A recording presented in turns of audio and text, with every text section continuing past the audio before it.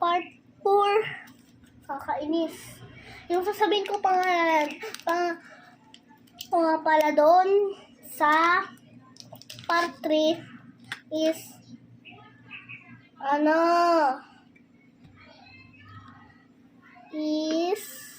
ba ulit yun? Yung mga heart, hindi na natin lalagyan ng totoong chocolate kasi gagawa tayo ng totoong chocolate. Sinangalagyan natin ito. Wag na pala. So, lagay na natin sa freezer. Lalagay ko. The muffins in the freezer.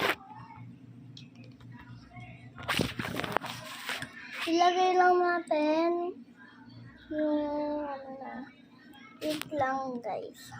Lagay ko lang sa freezer. And let's wait. Sabihin sa inyo pag okay na. Let's go. Ayan guys. So, titignan lang natin yung kung okay na. Tapos kainin natin. Nice. Chocolate number 1. So, okay na yung chocolate number 1. So, maya tignan namin kung okay na yung chocolate number 2. So, ito yung shape na kinalabas. I think, ang ganda na ito. Hindi ko ba nakikita, pero oh my God! Yeah. Wait, no. Wait, no.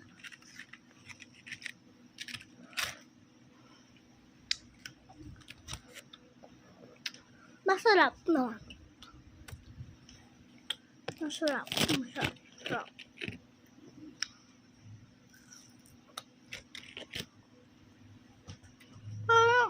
Wait lang.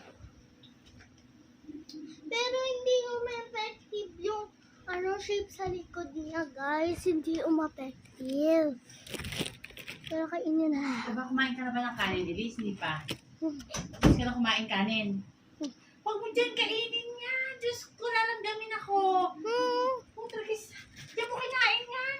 Tignan mo yan. So, yun na ako, guys. And then, pagkakuha ni mama ng plato, kahihin na natin. Guys, kinuha ko, di ba nilagyan ko ng chocolate kanina yung paggawa natin. So, nilagyan ko, tapos kinuha ko. Masarap. Sama natin dito na ito kasi nakalagay talaga sa loob. Sarap.